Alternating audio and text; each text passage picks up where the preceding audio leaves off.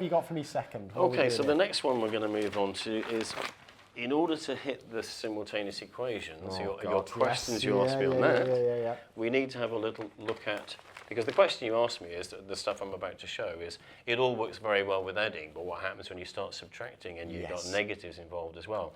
So in order to answer that question, we have to go and play with negative numbers. All right, let's do it. Okay, Let's do so it. Now, just a bit of background here, Bernie.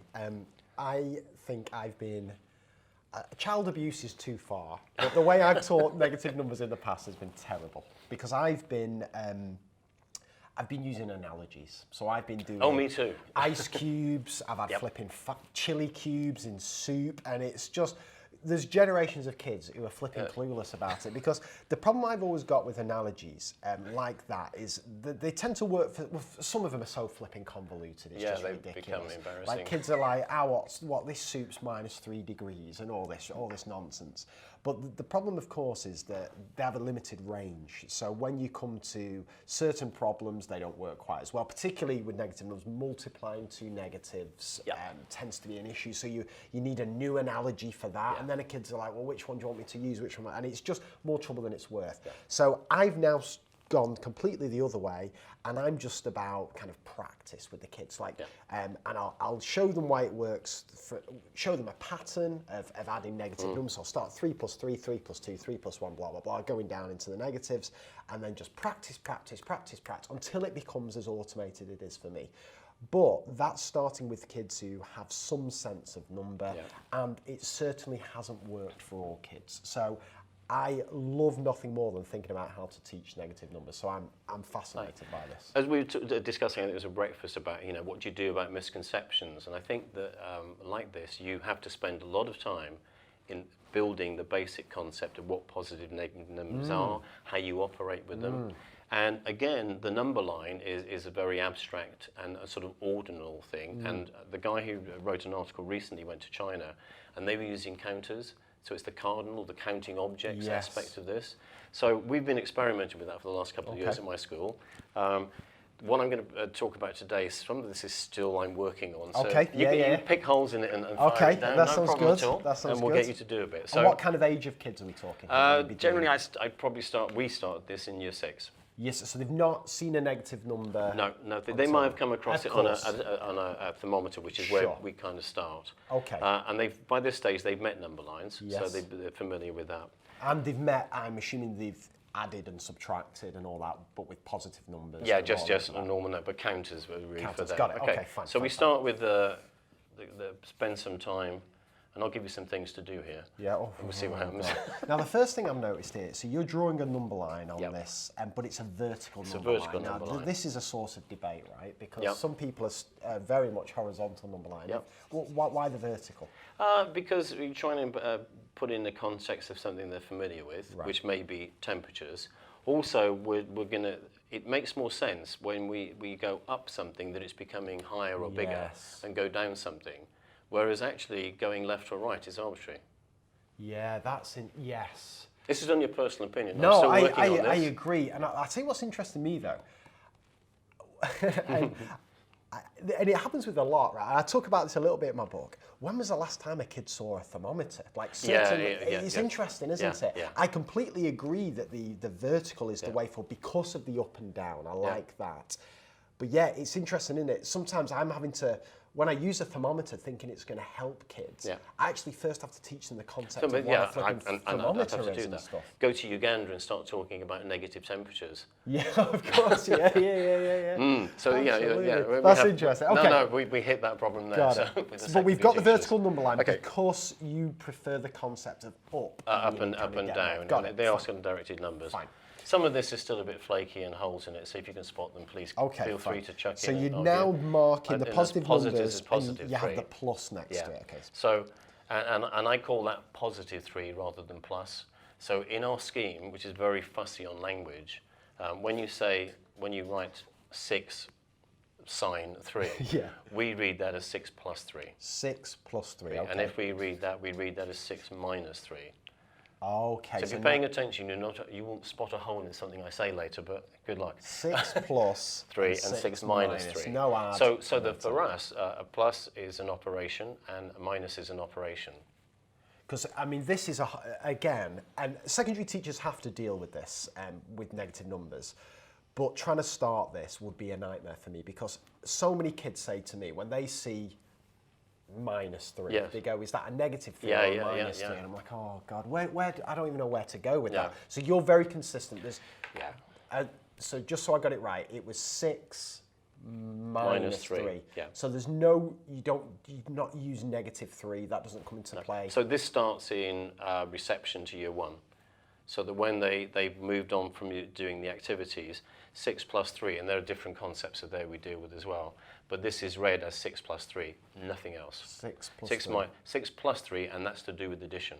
6 minus 3, and that's to do with the doing of subtraction.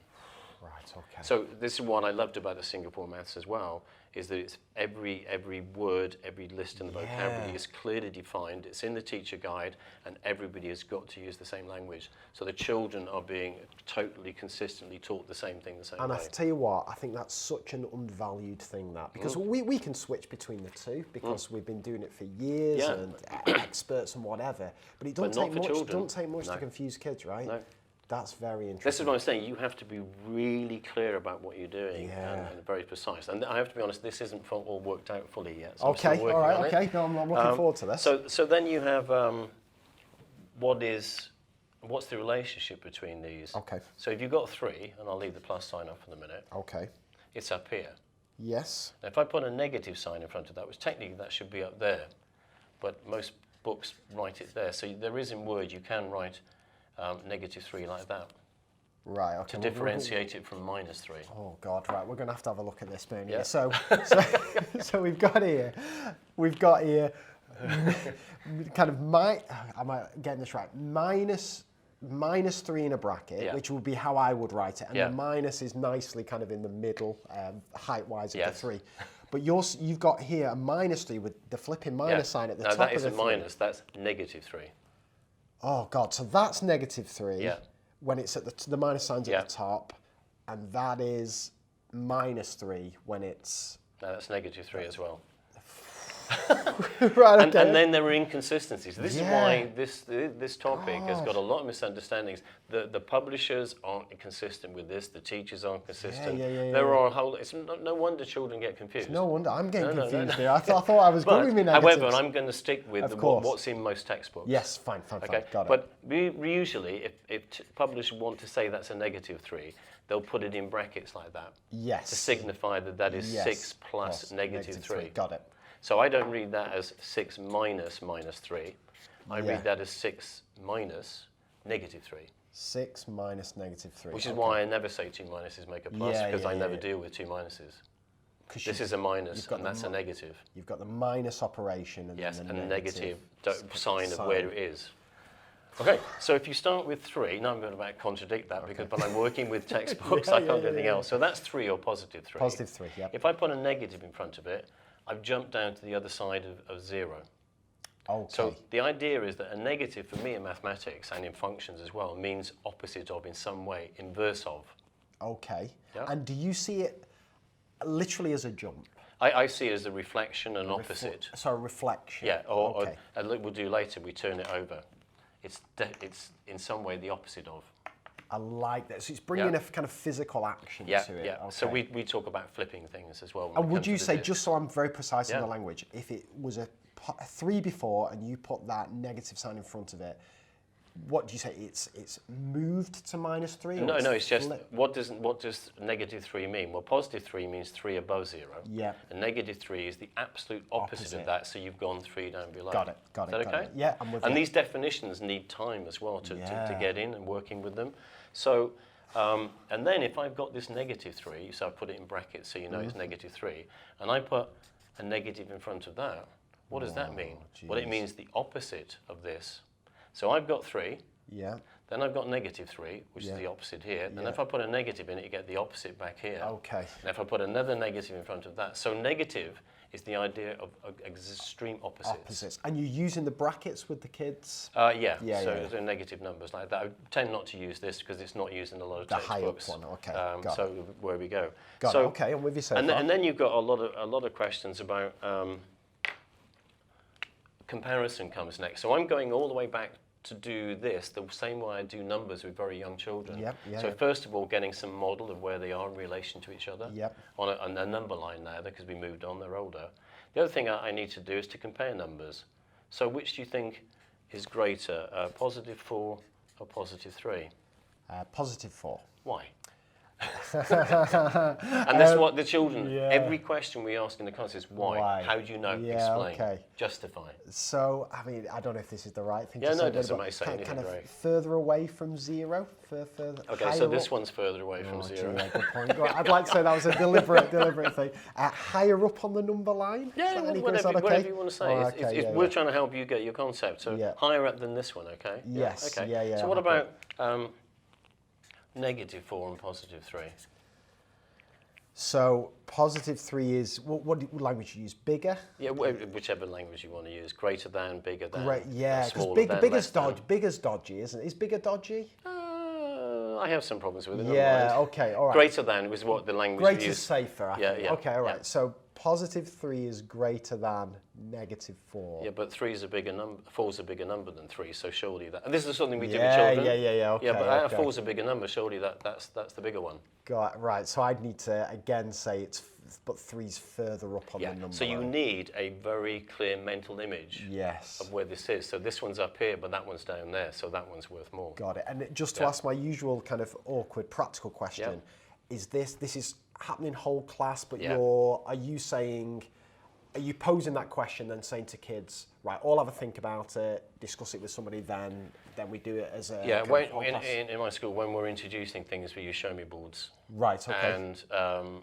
we will spend a lot of time, we plan all these questions out and these activities they're going to do, and every child has to respond on their board. And show me board's like a mini whiteboard. It's a mini whiteboard, Got so it. go, okay, you ready? Right, hold it up. Got it, And sometimes they have to say why, Yeah. and you spot where everybody is, and then when you got a wrong answer, it's great. Okay, so let's take that one there.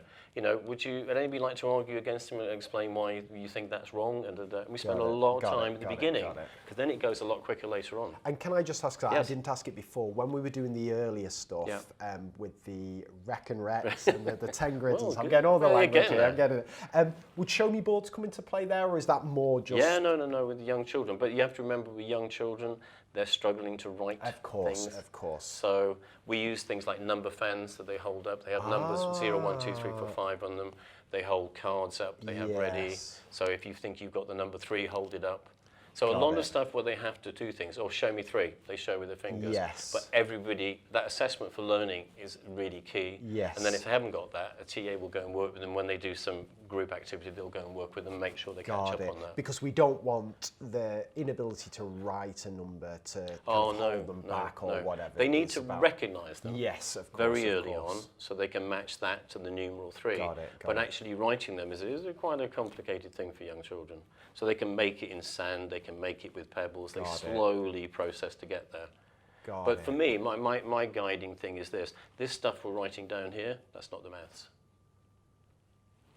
This, for me, is the maths. When we get this. When we're doing the stuff there, So what- that's what- the real maths. what's this this? is just a way of telling a story and recording that thing that we were doing. Oh right, okay, Okay. all right. But this is how it starts, is it? This comes before the for the negative. For this one, yeah, because I'm building on the knowledge Building they've on already that. got and playing with those ideas. So it would just be this one. So I'm doing things that I do with young children is comparing which one's more, which one's less. And then the next interesting one is that I would do one more and one less, which is where you get to play. Right. Just Okay. before we Yeah, do go on. this, let me ask you one Yeah. more thing, because I've been. Again, you've read my book, so you know I'm very anti-displays in the maths classroom. Yes. But I don't know enough about primary, and particularly kind of early years, to know whether I'm talking a load of nonsense about that.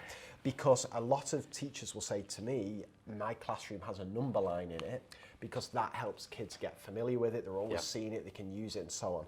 My kind of counter-argument, playing devil's advocate, is it makes them over-reliant on it, so that when you take that number line away, all of a sudden, they don't know that 3 is greater than negative 4. Where do you stand on that, Bernie? Do you obviously start with a number line, but do you want them doing these things without a number line visible? Yeah, eventually, this is the same with the young children, when you get to those things, you need to carry with you a mental image of this number line, this extended number line. Yes. So you need to be, we spend a long time on being clear on where these numbers are in relation. It's the same stuff with the young children, where numbers are in relation to each other.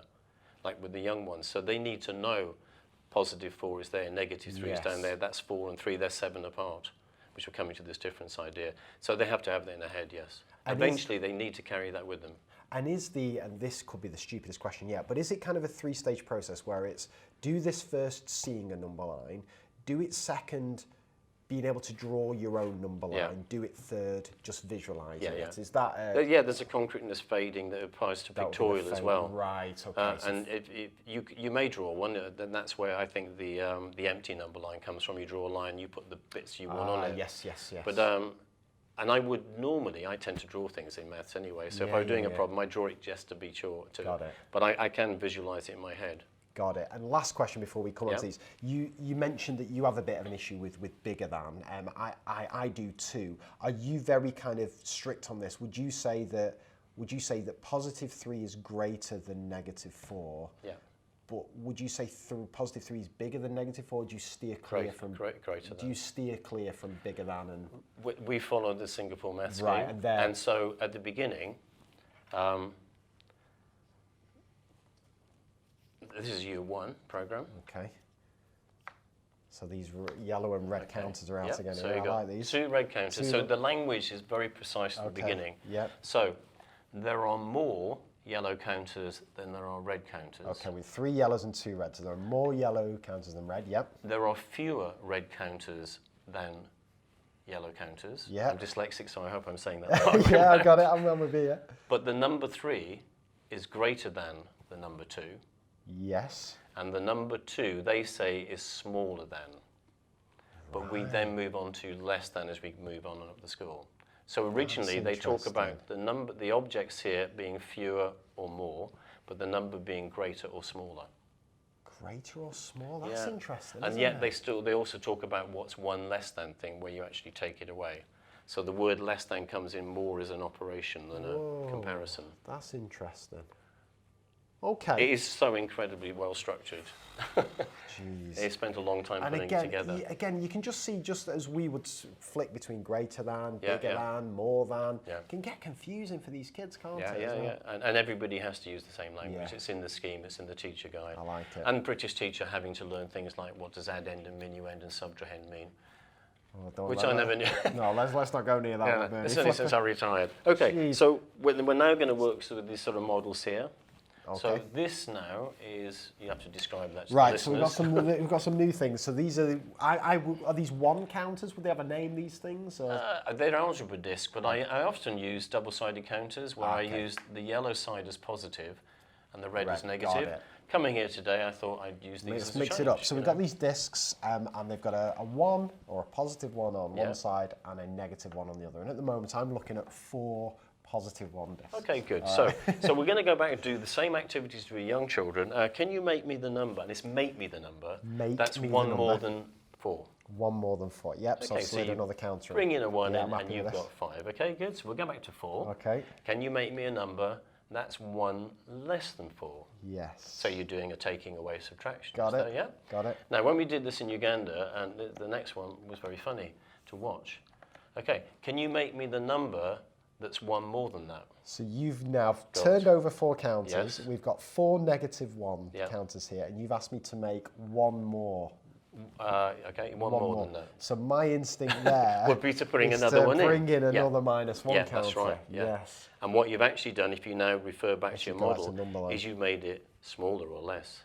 Now that's interesting, because and that's something that you know, all this stuff about Daniel Wellingham is what children think about, that they remember. Yes. And when we're doing a lot of this work the normal way I used to teach it, there's not enough thinking going on. Yes. So the minute you give people counters, even you, a trained secondary Yeah, teacher, of course, I'm for a straight master to go, hang on a minute. Yeah. And there's a pause and some thought, and it's like, oh, actually, that's my first instinct is to do that. Absolutely. So what you're trying to get children to understand is that whatever's happening up here, down here it's the opposite. Yes. And you're trying to build those concepts in so they're aware, some of those ideas become aware of that. I'll tell you what's interesting as well about that, Bernie, is I was speaking to Jeremy Hodgson about this in a previous interview, and we were talking about surprise, how surprise is a powerful thing. Yeah. But the point he made, and I've never thought about this before, but it's so flipping obvious, was that for kids to be surprised, they need to have knowledge. Yes. Otherwise, the surprise doesn't Yeah. work. So I could well imagine, you've Yeah. asked me to do one more than that, stick that in there, and I can't see a problem Yeah. with that. But if I now have knowledge that's been Yes. built up from the number line, Yeah. and you then can show me what I've actually done Yes. there, then I'm like, oh, actually now. Yeah. And that is what I describe in the book, and when I talk about a cognitive shock, that's Yes. like, whoa, Yeah, yeah. okay, that's memorable for me. So you would almost, you're not wanting to trick the kids, but you're wanting to come up with these situations that make them think and surprise them. Would that be and this is where we're not going to go into this debate today. Do you call that discovery learning, or is it direct teaching? I think what we've done is to set them a small task that's not going to leave them struggling for ages, like about 30 seconds, but it's causing them to think a little bit more about it, and perhaps then to realise that that's not the right thing, rather than telling them, oh, this means you actually have to take one away. Yes, that So makes perfect sense. we do use a lot of discovery learning, but it's very small tasks with very small time spent on it, so you're not wasting time, but you're trying to encourage them to think about that. Got it. So you could say, when you've made your model, can you mark that and mark the two numbers on the number line? Okay, so think about that. Talk with your friend. What do you think? Yeah. And you know, when we did it with the Ugandan teachers, they all did that, and then they all looked at each other and went, burst out laughing, and realised they made a mistake, and the learning moved forward. Because I tell you what, it's a big concept, that, isn't it? Right? Because But we don't spend time on that. No, and it's huge. That you've got four positive counters. Make it one more. Just chuck another in there. Yeah. You're four negative, then all of a sudden it's the exact opposite. Yeah. That's interesting. So that's pause for thought. That would only happen if you use the counters. This sort of cardinal aspect where you're using objects and counting them. Yes. So then you're going, okay, so what does it mean to make a negative number less or smaller? It means I've got to make it more negative. Yes. So if I want to make this number one smaller, I do need to bring another one in. I need to make it more negative. And then go to this one. It means I need to be going down. Got it. If I want to make that one bigger, I've actually got to make it less negative. Yes. And then refer back to this model as well. So perceptual variation, you're doing the same concept, but you're going deeper because you're doing it with this way of looking at it and this way of looking at it joined together. Right, let me play devil's advocate here. Yes. Right, okay. So I'm now thinking This is where back... you're about to blow this out Oh, of the no, water. not at all. So I'm thinking back to when I used to do negative numbers. And as I say, I was using the soup analogy, which is... Now I look back, I don't think it's particularly good. But I'm looking at this and I'm thinking it's almost a similar thing in the sense that if we go back to what we had at the start, so if we have 4 ones, and so I would say, okay, we've got some soup, it's 4 degrees. I want to make it 1 degree hotter. So I would add a counter in, flip it over. I've got soup that is 4 degrees, minus 4 degrees, sorry, or negative 4 degrees. I want to make it 1 degree hotter. So it almost feels, actually now I can picture I want to go hotter, so I'm going to take one away.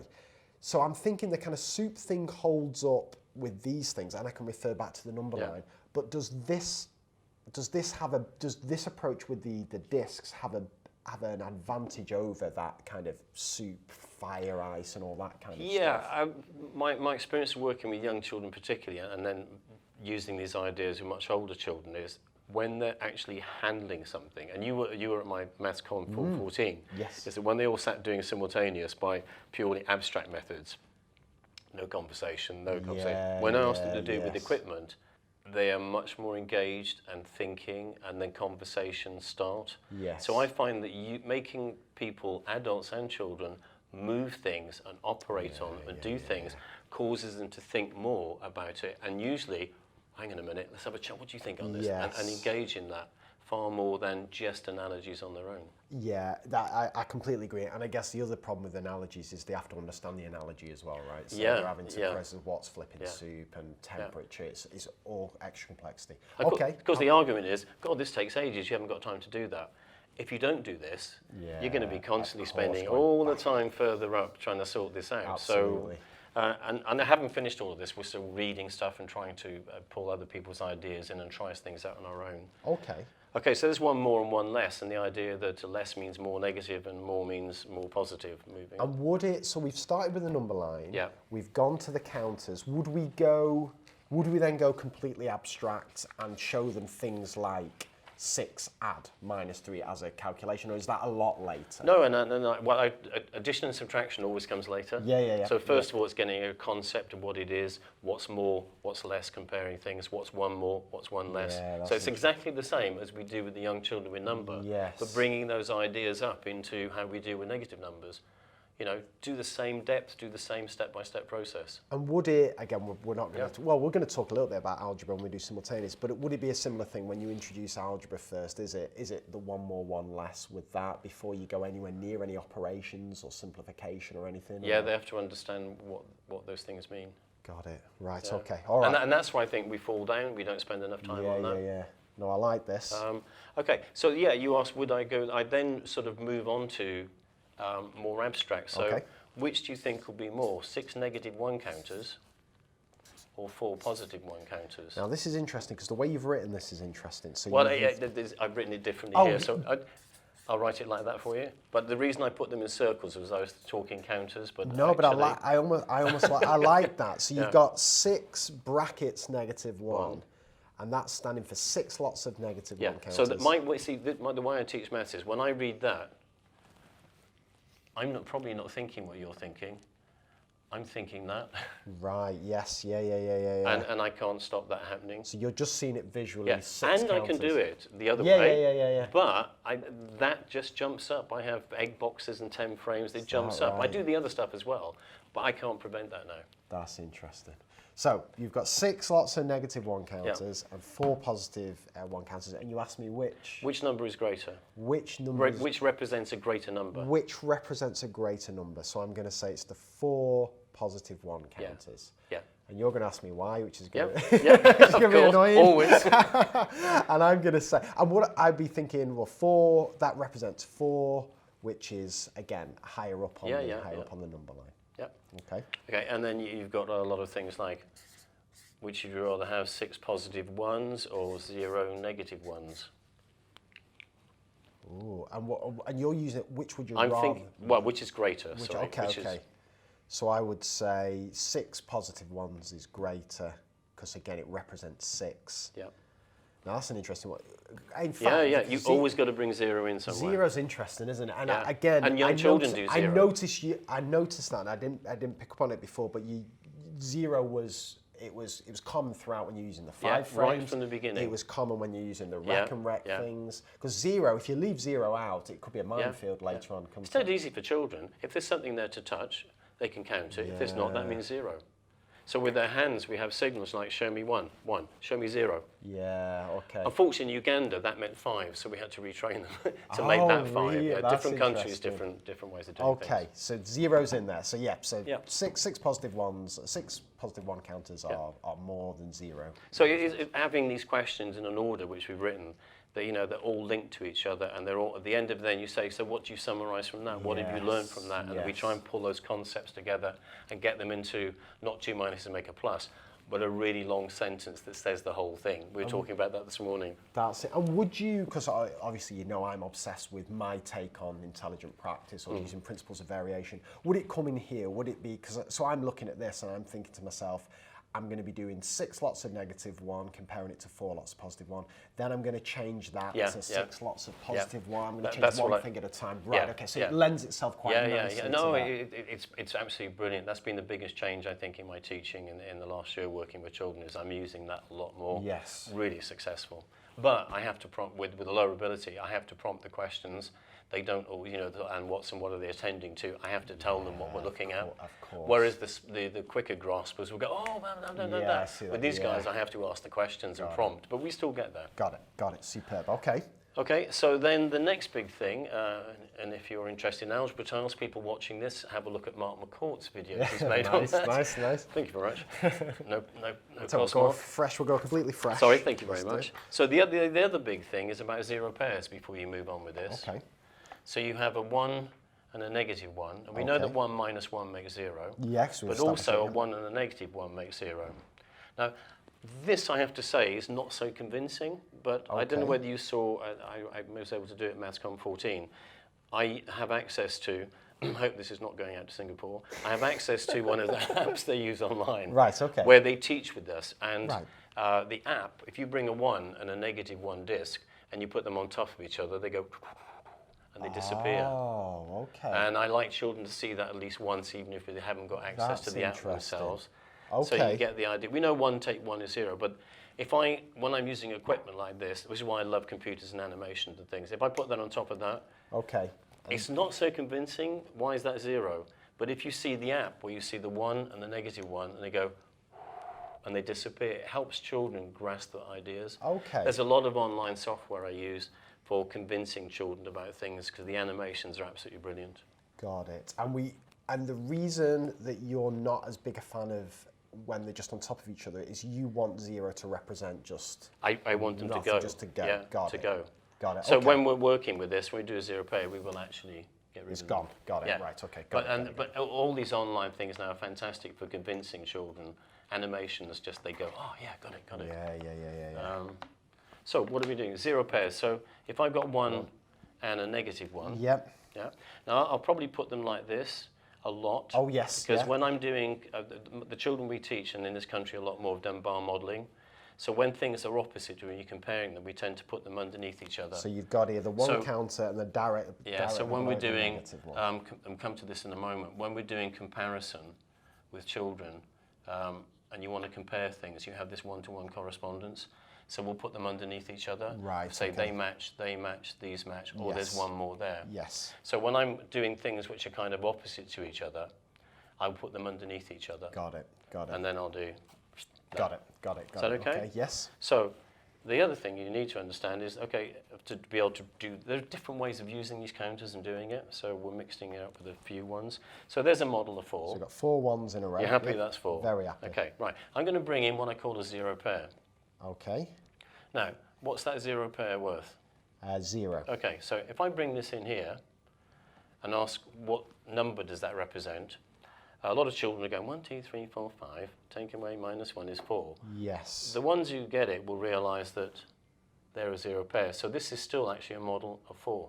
And especially if you've asked them in isolation whether it's what it represents. Yeah. You have to work on the concept of 0 pairs first. Yes, so got it. Okay. So what number does that represent? So we've now added another 0 pair, Yeah. so still 4. It's still 4. Still 4. Okay. Got it. Yes. So I can bring those in because those actually are worth 0 and they go. Yes. And as Mark said on his blog, that's a really important point to be able to do. Yeah. Okay, now we get into shaky territory. Okay. Okay, I'll have a sip of water for this. Okay. Now, if you can spot the holes in this, good for you. So, 6 minus 2. 6 minus 2. Yeah. Okay. Okay, what does that mean? Okay, well, normally I have, and in order to answer your question about the simultaneous, I have to go to this depth. Okay, yeah. No, because this is the way I look at it. This is nice. So we got 6. Now, this can mean an operation of taking away 2. Yep, that's exactly what So I'm the answer is 4. Yeah, 6 counters, take 2 off. It's 4 counters. You're happy with that? Very happy. Now, there is another model of this, is that there's 6 and -2. Okay. And this is what they do in Singapore, but and we introduced it this way round. So you've 6 Formally, counters. what I'm doing is I'm representing this now as 6 plus a -2. Okay, with 6 positive counters and 2 -1 counters. Yeah. 6 plus Which is, -2. so our model is we don't go into that straight away. So we say another way of modelling this, besides 6 take away 2, is 6 and a -2. Okay, yes. Because, yes. well, actually, it'll come to the same thing. Okay, yeah. Happy with that? I think you so. buy into that? Yeah, I think so. Okay. Yeah, I'm all right with that. Good, yeah. got past that one. I didn't spot that. Is that the dodgy one? That's possibly the dodgy one. There's a few more to come. Doesn't matter. Okay, so then we've got what's 2. I was quite liking that, Bernie. No, we'll talk later off Okay. camera. Right, okay. Right, so we've got 2 minus 6. Now, this is the question we talked about Yeah, earlier. 2 minus 6, okay, This fine. subtraction here, I'll come back to in a bit, doesn't appear to work. No, it doesn't. Okay? But we can represent it. And we've done a lot of this with Year 6 children. I've done it with younger children as well to try it out. They're really happy with these models. So I can also represent it as 2 and -6. Yes, okay. So what happens there? They disappear. Yes. So I'm ending up with -4. -4. Yeah. Later on, I will do 2 minus 6. I will show you how to do taking away. But for the moment, I'm not going to do the taking away model. So when I read this sign here, Yeah. I have, although I've said it's subtraction, when I'm trying to model it with this, I've got two ways of thinking about it. Yes. 6 take away 2, Yeah. or 6 and a negative And a 2 negative will 2. give me the same result. So this, right, okay.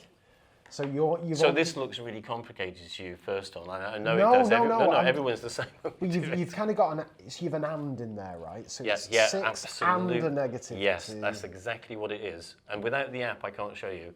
That's exactly how they demonstrate it. The and is in there, right? Okay, and that's. And you remember earlier on with the young children, before you did addition and subtraction, you did and. So 2 takes 6 is a 2, positive 2, and a negative if we, 6. as we get to it in a bit formally, we could write it like this.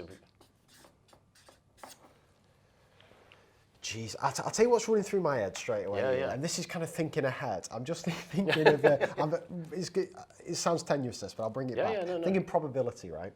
And whenever I teach probability in tree diagrams, it's all about look out for the and. And what does the and mean in probability? And all about kind of multiply something and something. And it's just making me think how flipping confusing maths is to kids, because you can imagine them getting really comfortable with something. Yeah. When I've got and, I'm adding. It's almost like I'm getting 6, and I'm adding on to them two negative 2s, and then we do another area of maths, and the and means something completely different. For me, in that context, and I spent a lot of time with this, and I'm going to impose another condition. Yeah. So it's going to get smaller and smaller, and less likely. Yes. So that there's a different context to and there as well. Tricky, isn't it? Yeah, maths. I mean, we very much concrete, pictorial, and abstract. And Louis Pennington from here wrote a thing on this as well. But there's the language, and Mark puts in a lot on about the language as well. The vocabulary that we use needs to be really precise. It needs to be really mapped out. What stage were we using that language? What does it mean? You know, do I say minus or take away? Actually, they're very different. So, and we're very, even from reception, we have 2 concepts for addition and 2 concepts for subtraction. It's not just take away. Flip it now. And we have 2 concepts for multiplication and 2 concepts for division. Jeez. It's really technical. The further down you go, honestly, the harder it is. It's no surprise to me, this. And then if you don't get it right, the misconceptions just kick off and they carry on forever. They never really recover. But again, I made the point before, I'm keep going back to it. It's not just the fact that the early years or primary teachers are just doing this. This is just one component of their job, right? Yeah. They've got the English going on, they've got all... God almighty. Same as Singapore, though. They're all, currently, they're all generalists. Yes. But they are moving to the same as Shanghai. They're maths, from now on, the new training, they are just maths and one other subject. Yeah, okay, that makes sense. Because they're realising to move, this is so technical, this stuff. We have to spend a lot of time with our teachers, you know, explaining this to them, working with them. Okay, right. Anything else coming next with negatives? So that we can get away. Can I just do go on. 0? So say you had 0 take something. Yeah. Well, what would you? So let's say 0 take 3. How would you? Well, let's do the 2 take 6 first, shall we? So of course. No, okay. Yeah. And then we'll get to that. Okay. So 2 take away 6. Yeah. Okay. It's much easier if we put the negative 6 here and they cancel out. That's really easy. I like that. It's lovely. That's why we start with that. It's easier for the children. There's something else. Yeah, that's the real way of doing it. Okay. So 2 subtracting 6. So I want to take away 6. And we go back to this early childhood thing. You can't. Can't do it. Okay, so here's a clever way around it. Okay, let's bring in a 0 pair. This is still 2, isn't it? Still 2. Okay, yeah. Can you take away 6 yet? No. Okay, so let's keep bringing our 0 pairs in. Can you take away 6 yet? This is nice. Okay. But it's the conclusion where children get to as a result of this. This is the important thing we want to get to. Okay, so can you take away 6 now? So we've now got 2 1s and essentially 4 0 pairs. Yeah, but so you can take away a 6. We've now got 6 we can take away. We're left with the negative 4. Again, I think I like that bit. Okay, and then it is the sort of metacognition about trying to look back at what actually happened. And of course, you can't drag these out every time. No. So let's really have a look at this and think about what happened. We started with 2, and when we took away 6, what happened? It went to negative 4. Yeah. Why did it go to negative 4?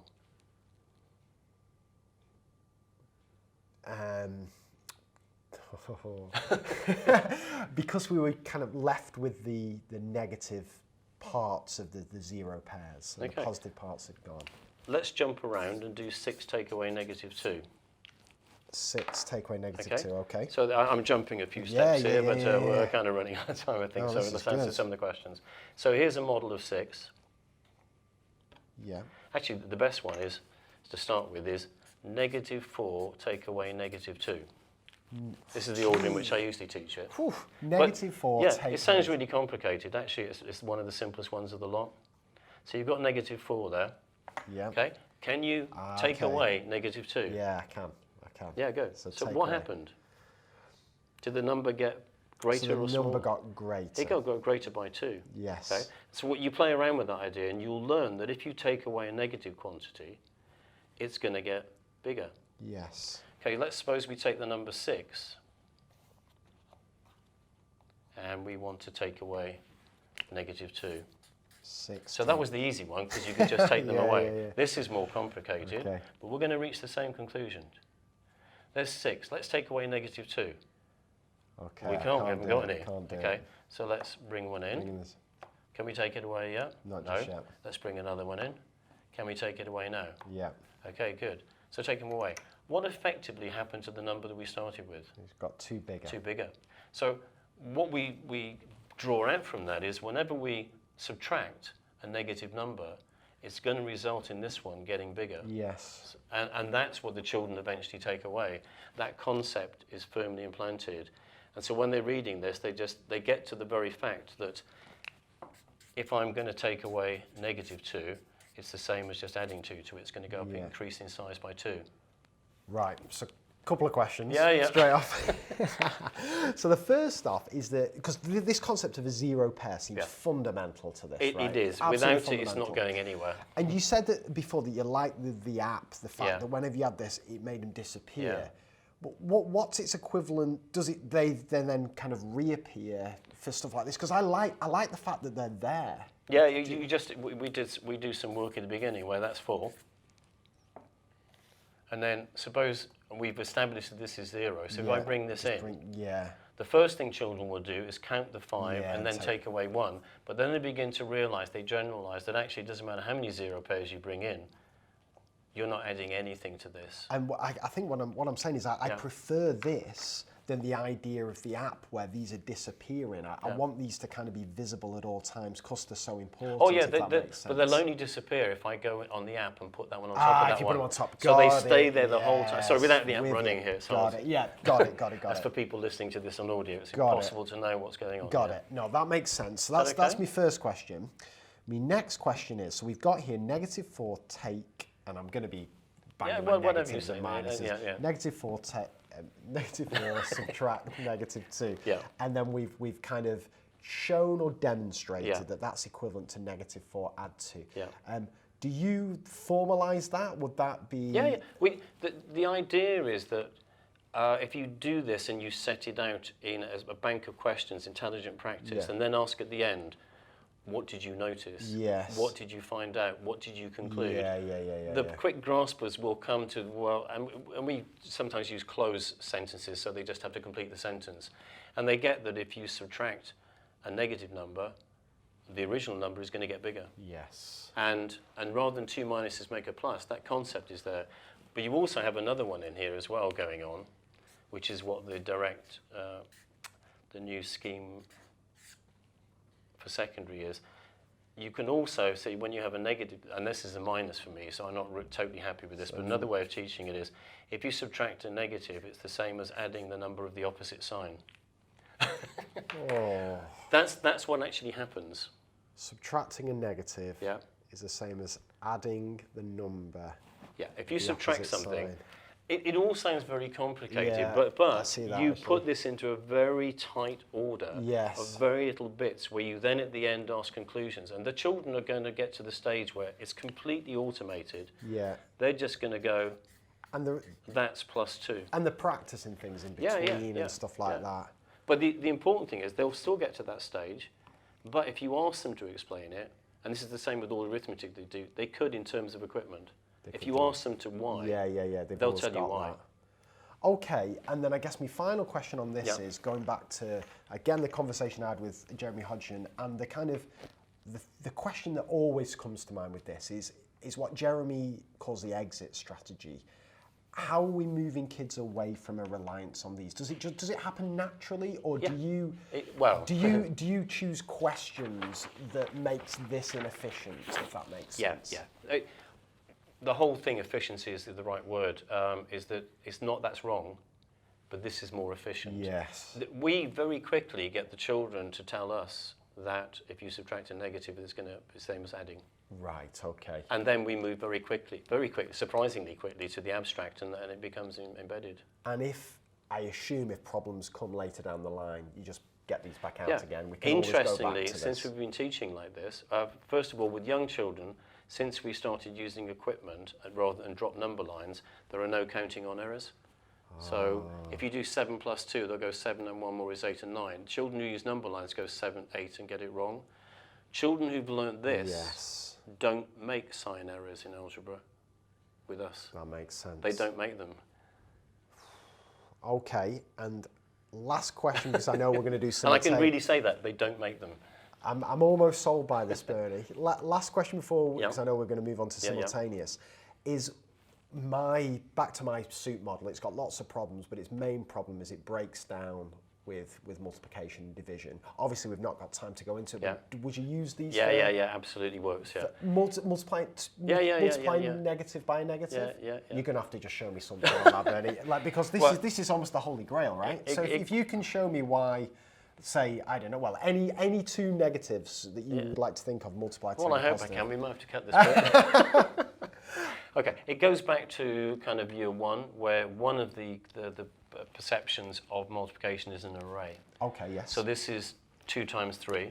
So we've got... It is only 2 groups of 3. It's 6.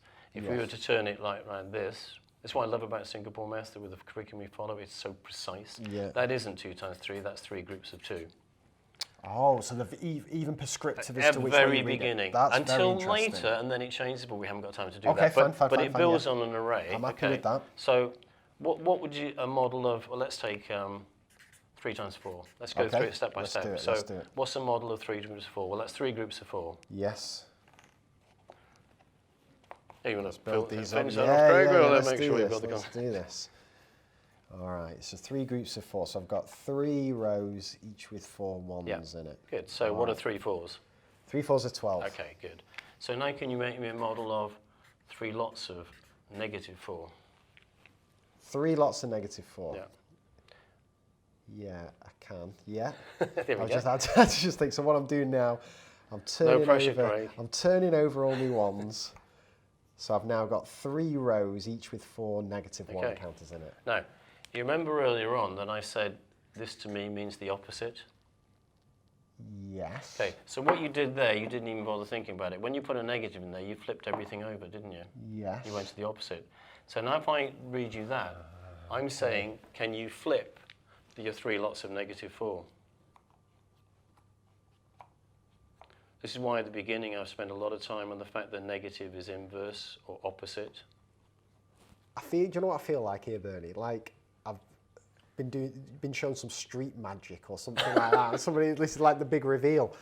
I think I'm happy with that but that only comes from the fact that kids have been brought up that the negative is the opposite, right? And that all comes back from what you said at the start with the number line. If they get that concept that the negative is opposite, then this works.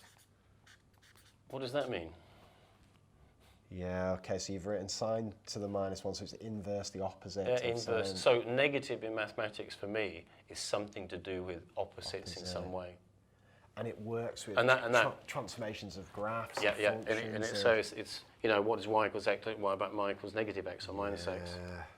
So it is a big key idea that what negative means. For me. Remember, I've worked most of this out myself, and and if anybody after watching the video wants to shoot holes in it, that's fine. I'm willing to learn. I'm happy with that. Yeah, okay. I like that. That could be a game changer. Yeah, the negative being opposite, but we used to have to spend a lot of time. That's a big concept that's going to run through everything. If you open up straight with this, right? No. Exactly. All right, I'm happy with that. And I said it's still a work in progress. We're still working on. There's 3 of us a team, and we're trying to shoot the holes in it by teaching the kids and finding out where it's not working, and looking at what